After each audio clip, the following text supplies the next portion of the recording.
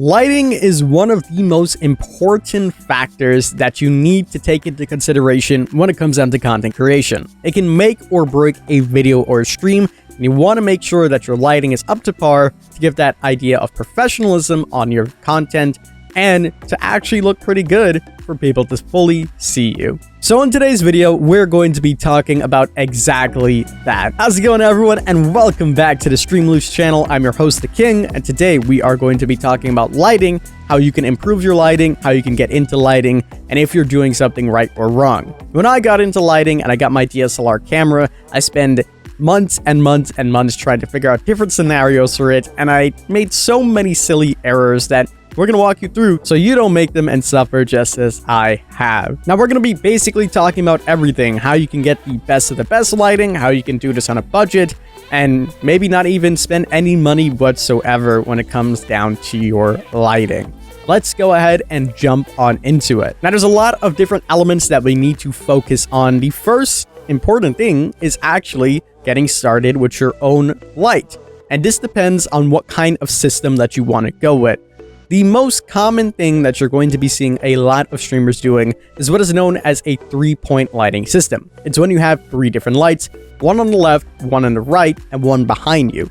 This pretty much gives the best feel when it comes down to lighting, because your left side of the face is being lit up, your right side of the face is being lit up, and then the background is being lit up, as well as pushing your image forward so you can actually see the person that is speaking. There's also the 2 light setup, which is only one on the left, one on the right, and then you have a very dark background. This is fine as well. And of course, finally, we have the 1-point light system, which is just one singular light. They all will get the job done, but all will show different effects and give your content different illusions. So the best thing for you to do is to figure how much money you are looking to spend, as well as what type of lighting would you like.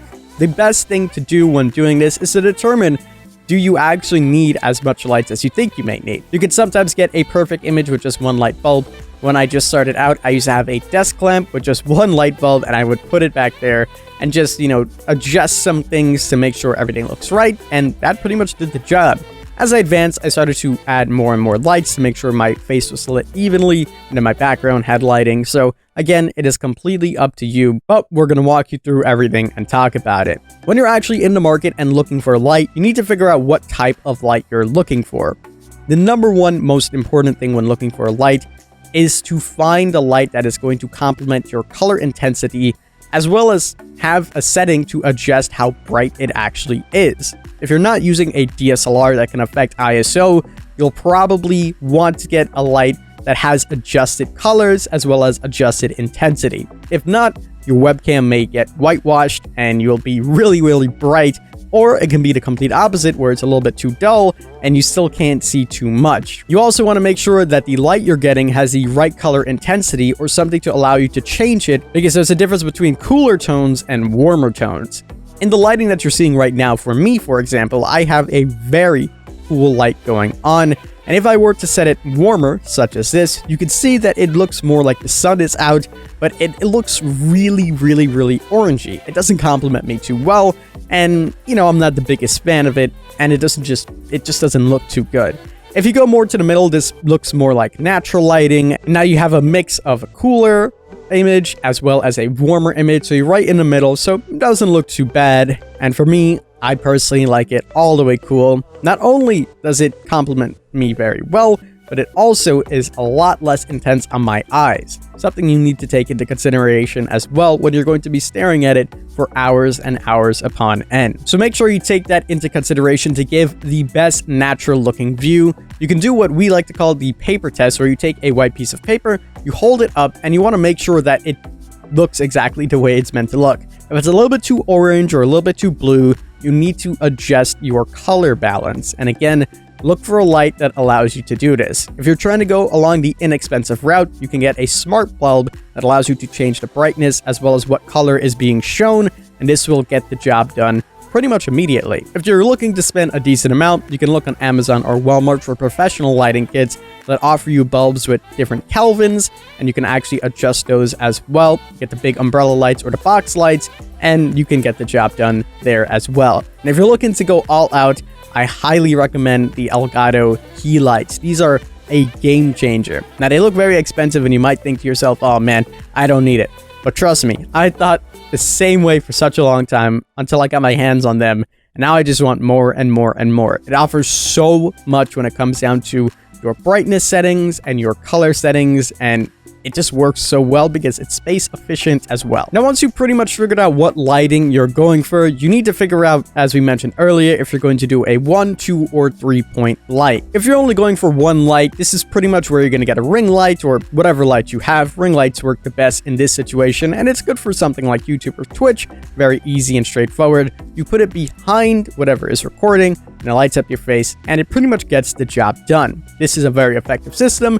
And if you follow the steps prior, as I mentioned with color intensity, as well as regular intensity with brightness, you can get an image that looks very flattering. If you have a 2-light system going on, you can get one on the left to light the left side of your face and one on the right to light the right side of your face. You can often change the color intensities of both of them to give a very good image, or you can actually change the brightness or both. And this will give a nice, bright, even toned lighting to your subject or yourself in this case, and it will look quite nice. And the final one that we're focusing on today is a 3-point lighting system where it's 2 lights on the left and the right, and then you have your backlights that basically elevate the background as well as the person that is sitting. In this case, that will be you, and it just ties the image all together. Now, this is the best way to give that very natural look. You'll have your main key lights and then your diffusers that are in the background that are going to be amplifying the background and yourself as well, so everything will be shown. And again, you don't need to go really crazy when it comes down to spending some money on this. I started out, as I said, with basic smart bulbs that you can pick up for about $15. In the backdrop, I have regular string lights, and this is actually a smart bulb that is going off right now.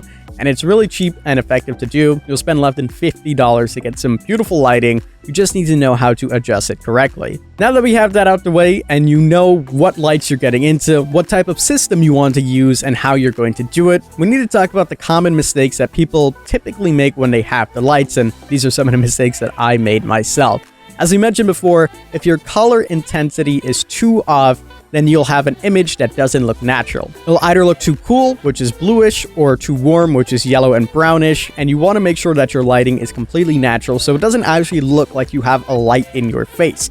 You want it to look as if you're just naturally lit up and glowing, as that's the best way I can put it, as weird as it sounds, but that's kind of the illusion that you want. And you can check your color intensity and white balance again by doing the paper test, where you hold up a piece of paper and you should tell that it is a piece of paper. You can use your eyes to see exactly what it's supposed to look like in regular lighting and then compare that to what you're seeing on your screen. Remember that your cameras or your webcams also have settings to adjust to this and to make up for the fact that sometimes the color balance might be off. The next thing on the list that is a common mistake is the actual brightness of the lighting that you have. If you are having something that is a stagnant light that doesn't have settings to change, this is where, again, you're going to need to take a look at the white balance to try to make something go. If you already have these, the best thing that you can do is to get a diffuser on them so it can soften the light and be very soft on your eyes, as well as what is being presented, or else you'll just have a very, very harsh light. I can actually show you guys what that looks like. If I were to go ahead, I'm at 10% right now on my key light. If I were to go any higher, you can start to see that the image, it's very, very, very bright. You want to avoid that and to go to something, again, that looks natural so it doesn't really expose everything that's going on, and it looks quite nice. The next mistake that a lot of people do is relying too much on natural lighting. Now, although natural lighting can come into play and be very beneficial when it comes down to specific areas, you don't want to rely on this as your main source of light. Reason being, because it's natural light. It relies on nature. If it's raining one day or it's overcast, you won't have the sun to have that same settings. You'll constantly have to go and change settings. And then when it gets to the nighttime, you'll have no lighting whatsoever. So everything will have to be during the day. Now, there's nothing wrong with this if you do want to rely on it. And of course, you can get your videos or streams done like this, but it will constantly be changing and it won't be something that will be stagnant. So you'll always have different lighting throughout the day. Now, you can use this to actually benefit you if you already have some lights going on. It can give more of a natural feel, especially for the background, if that's what you're going for. But I wouldn't rely too heavy on this because it is subject to change. So there you go, my friends. You now know basically the key points of lighting. Whether you're going for that single light to get that nice dramatic feeling to go on, you're trying to get the 2-point system to give you just a natural glow, or your 3-point system to have everything all tied together and giving you the most opportunities to change and mix and match, is all up to you, and you know how they work. And now you know the tips and what to look for when purchasing these lights, and if you already have these lights, what you can do to adjust them and to fix them, and some improvements to look on throughout the way. And that, my friends, is going to wrap it up for today's video. I hope this video did help, and if you have any questions, feel free to leave them down below, and we'll be sure to get to you guys. Remember, lighting is one of the most important things when it comes down to streaming and content creation in general, so make sure that you go all the way when it comes to lighting. But my friends, that's going to wrap it up. We'll see you guys next time.